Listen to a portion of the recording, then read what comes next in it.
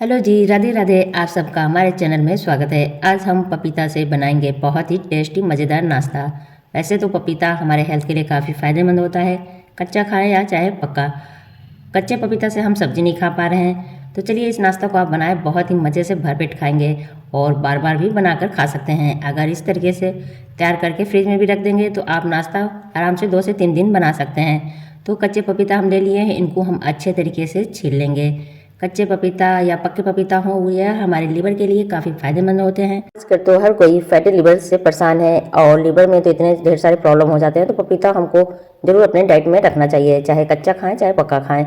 तो ये लीजिए, पपीता को हम अच्छे तरीके से छील लिए हैं। छीलते समय ध्यान देंगे कि इसके ऊपर के ग्रीन भाग को अच्छे तरीके से 2 बार छील कर निकाल लेंगे और इसके अंदर जो रेशे होते हैं उनको भी खोज कर निकालेंगे और इसके अंदर के बीज को भी हम निकाल लिए हैं। आप जानते हैं बीज भी बहुत फायदेमंद होता है।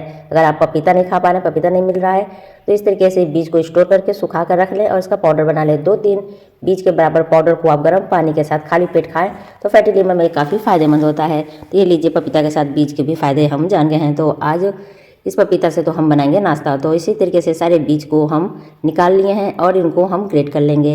इनको हमें घिसना है, बारीक वाले ग्रेटर से ही ग्रेट करेंगे जिससे नाश्ता हमारा बहुत ही टेस्टी बने। तो हम इनको फटाफट ग्रेट कर लेते हैं। ये बहुत ही आराम से ग्रेट हो जाते हैं। तो इस तरीके से इनको हम ग्रेट कर लिए हैं। ये ढेर सारे तैयार हो गए हैं, लेकिन इनसे पूरा नाश्ता हमारा नहीं बनेगा। इसको हम 2 भाग करेंगे। आधे का हम बनाएंगे मीठा डिजर्ट और आधे का बनाएंगे नाश्ता।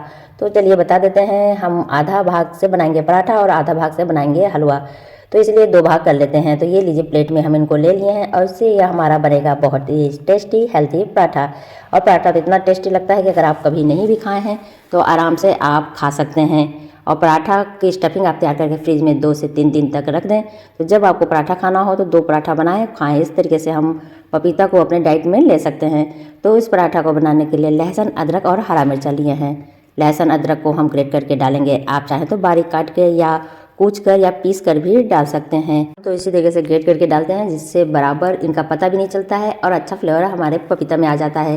तो चलिए, इनको हमें भूनना है। तो ऑयल कुछ डाल देंगे और जैसे ही गर्म होगा तो इसमें तड़का में हम जीरा, अजवाइन और मंगरेल डालेंगे और इन सबको डालने के बाद ग्रेट किए हुए लहसुन, अदरक और हरा मिर्चा को डाल देंगे। तो इन सबको हल्का ही सौते करेंगे, ज़्यादा लाल नहीं करेंगे। धीमे आंच पर कुछ देर सेक लेंगे जिससे इसका कच्चापन निकल जाए। तब इसमें हम कुछ मसालों को डालेंगे। इसमें हम थोड़ा थोड़ा हल्का ही मसाला डालेंगे, जिसमें धनिया पाउडर, हल्दी, गरम मसाला और हल्का सा मिर्चा डालेंगे, क्योंकि तीखा के लिए पहले ही हम मिर्चा काट कर डाले हैं। तो ये लीजिए, मसाले में हमारे भुन गए हैं। सूखे मसाले हैं तो इनको भूनने में ज़्यादा टाइम नहीं लगता है, कुछ ही सेकंड इनको भून लेंगे। और इसमें हम पानी डाले हैं तो इसलिए फटाफट भून जाते हैं। और इसके बाद इसमें हम पपीता को भी डालकर भून लेते हैं। पपीता में ज़्यादा पानी का मात्रा नहीं रहता, ये बहुत ही ड्राई ड्राई रहते हैं। तो इसलिए मसालों के साथ इनको भी हम और 2 मिनट भून लेते हैं जिससे पपीता का कच्चापन निकल जाए। और साथ में हम नमक डाल देंगे जिससे पपीता हमारा बहुत ही जल्दी कुक और सॉफ्ट हो जाए और नमक भी हो जाए इसमें अच्छे तरीके से मिक्स। तो नमक को कर लेंगे हम मिक्स और मिक्स करने के बाद इनको ढककर धीमे आंच पर 5 मिनट के लिए रख देंगे जिससे अच्छे तरीके से सॉफ्ट होकर स्टफिंग हमारा तैयार हो जाएगा। आप चाहें तो डायरेक्ट इसी तरीके से भून कर भी स्टफ़ करके पराठा को बना सकते हैं, क्योंकि कच्चा पपीता खाने में बिल्कुल नुकसान नहीं करता है। इनको पराठा में स्टफ़ करके बनाएंगे तो बाद में भी कुछ आटा के साथ सेक जाते हैं, लेकिन इनको पकाने के लिए हम 5 मिनट ढक कर रख दिए थे जिससे अच्छे तरीके से सॉफ्ट हो गए हैं।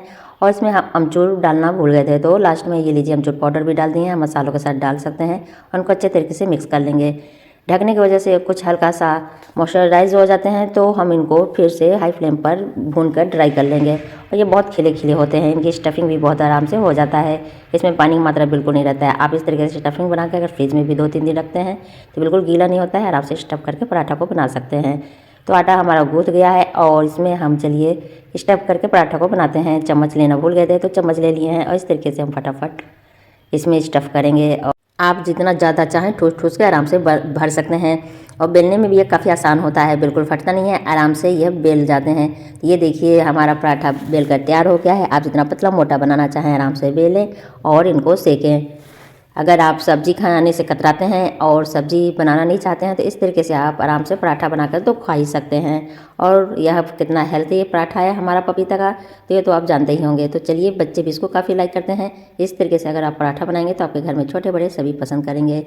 और यह हमारा टेस्टी फूला फूला पराठा बनके तैयार हो गया है। इस पराठा को आप किसी भी सब्जी के साथ खाएं या किसी भी चटनी के साथ खाएं या चाय पर खाएं, आराम से आप टेस्टी हेल्थी पराठा को बनाकर खा सकते हैं। ये लीजिए, यह नाश्ता हमारा रेडी है और मूंगफली की चटनी और टमाटर की चटनी भी रेडी है। इसके साथ हम तो जा रहे हैं खाने। आप भी इस तरीके से अपने टेस्टी हेल्थी नाश्ता को बनाएं और एंजॉय करें। अगर आपके पास कच्चा पपीता हो या आपके पास कच्चा पपीता कहीं से आया हो तो आप सोचें कि हम सब्जी नहीं बनाएंगे, क्या करें। इस तरीके से टेस्टी पराठा को ज़रूर ट्राई करें। हलवा बनाने की रेसिपी आप डिस्क्रिप्शन बॉक्स में देख सकते हैं।